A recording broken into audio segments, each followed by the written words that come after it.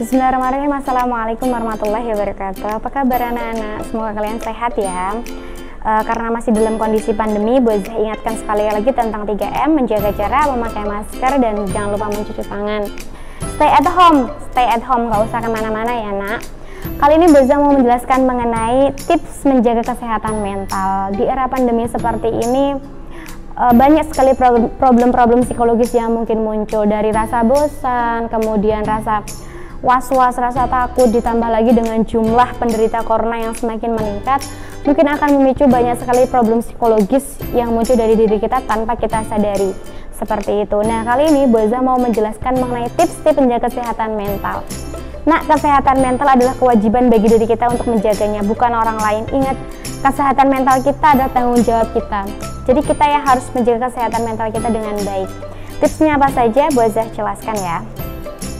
Yang pertama adalah melakukan aktivitas fisik.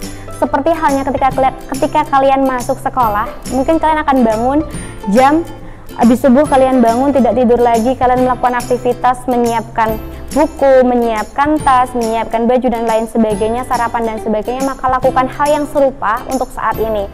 Tetap bergerak, tetap aktif, tetap ikut membantu orang tua di rumah, gerak ke sana ke sini dan sebagainya. Gunanya apa? Nah, dalam tubuh kita itu akan menghasilkan hormon ketika kita bergerak. Hormon apa namanya? Hormon endorfin. Gunanya apa? Gunanya adalah untuk menanggulangi stres, untuk bisa meredakan stres, untuk mengurangi rasa kekhawatiran, rasa cemas dan sebagainya. Dan itu baik untuk tubuh kita. Yang kedua adalah untuk meningkatkan imun kita. Kita tahu persis apa yang menjadi ciri khas dari corona itu sendiri dan bagaimana itu bisa mengenai seseorang. Maka dari itu menjaga imun saat ini adalah sesuatu yang sangat-sangat kita harus lakukan atau menjadi sesuatu yang sangat dianjurkan, seperti itu. Yang kedua adalah mengonsumsi makanan bergizi. Nggak usah pilih-pilih makanan, nah, selagi itu sehat dan itu dibutuhkan tubuh kita, makan. Mungkin bosan ya, bangun tidur, nanti makan, nanti aktivitas sebentar, makan lagi dan sebagainya. Tidak seperti ketika kalian ada di luar dan sebagainya.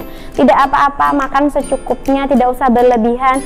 Ketika kalian bergeraknya aktif, maka makan aktif, makanan itu akan kembali terserap sebagaimana mestinya. Tapi kalau kalian hanya makan tidur, ya nanti akan terjadi sesuatu yang tidak diinginkan. Justru itu menjadi toksik untuk diri kita sendiri. Hati-hati ya nak. Yang selanjutnya adalah menghentikan kebiasaan buruk. Kebiasaan buruk apa? Misalnya bergadang. Tetap walaupun kalian hanya di rumah saja, tapi jangan sampai terlalu bergadang. Karena kalian tetap harus sekolah. Ingat, kalian harus tetap sekolah walaupun di rumah harus tetap sekolah. Neng omah tapi tetap sinau ya.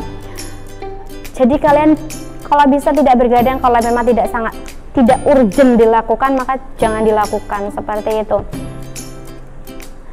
Mungkin kebiasaan yang lain sekalian lebih tahu ngegame, terlalu lama melihat layar itu juga tidak baik nak. Kalian sudah pembelajaran online dari jam berapa sampai jam berapa, maksimalkan, setelah itu istirahatkan mata kalian. Jangan sampai ketika nanti kalian masuk, kalian justru akan minus dan sebagainya, gangguan mata dan sebagainya karena kalian terbiasa dengan game, terlalu lama ngegame. Atau justru dibanding pembelajaran karena lebih lama ngegame. Jangan sampai ya nak, kalian sendiri yang untuk kesehatan kalian. Seperti itu. Membuat rutinitas sendiri. Kalian tahu apa yang harus kalian lakukan. Misalnya mbak-mbak kalian di rumah, misalnya membuat apa, masak dan sebagainya, mengisi. Kalau jadwal di sekolah sudah full, maka bagaimana kalian menginspirasi diri kalian sendiri. Oke, ini pembelajaran walaupun full, walaupun membosankan, karena schedule-nya akan tetap seperti itu dari jam pagi sampai sore akan seperti itu. Ada pembelajaran, ada KBM, ada mentoring dan sebagainya. Bagaimana itu menjadi sebuah hal yang tidak membosankan atau tidak membuat stres, maka kalian sendiri yang harus melakukan itu gitu. Kalian tahu apa yang harus kalian lakukan, seperti itu. Yang kelima adalah lebih bijak memilih informasi. Karena sekarang kita terbiasa dengan gadget, kita terbiasa dengan media, banyak sekali informasi-informasi yang kita dapat. Seolah-olah tidak ada saringannya gitu kan, langsung mengenai kita, langsung ada di hadapan kita. Maka pintar-pintarnya kita dalam memilih informasi. Kalau pada akhirnya informasi itu justru membuat kita khawatir, maka kita sendiri harus mencoba menghindari informasi tersebut.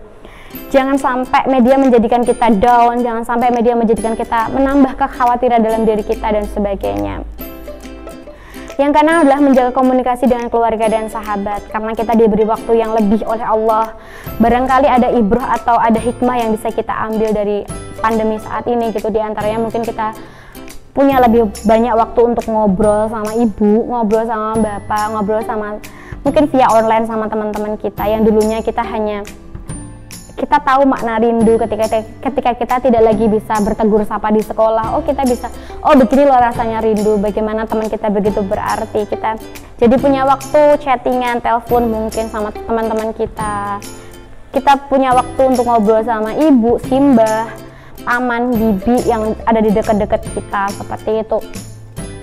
Sharingkan banyak hal terhadap beliau, ceritakan apa yang ingin kamu tuju, kamu bisa sharing mengenai masa depan kalian bisa sharing mengenai hobi kalian bisa menceritakan hal-hal yang menarik yang kemudian itu bisa memicu kebahagiaan di antara keluarga atau di antara kita, seperti itu. Itu tips-tips yang Zah berikan kepada kalian.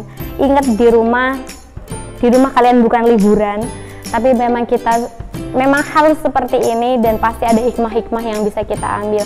Jangan sampai ketika kalian sudah melewati pandemi justru tidak ada sesuatu yang kalian dapat. Itu akan sangat rugi. Kalian melewati sudah hampir 1 tahun kalian di rumah, belajar dari rumah, daring dan sebagainya. Jangan sampai tidak mendapatkan apa-apa, itu rugi namanya. Gitu. Itu saja yang bisa Zah sampaikan. Semoga kalian bisa melaksanakannya dengan baik. Yang pertama apa? Yang pertama adalah melakukan aktivitas fisik, yang kedua mengkonsumsi makanan yang bergizi, menghentikan rutinitas yang tidak baik, membuat rutinitas positif sendiri, lebih bijak memilih informasi, menjaga komunikasi dengan keluarga. Seperti itu. Terima kasih. Wassalamualaikum warahmatullahi wabarakatuh. Jaga kesehatan mental kalian ya, Nak.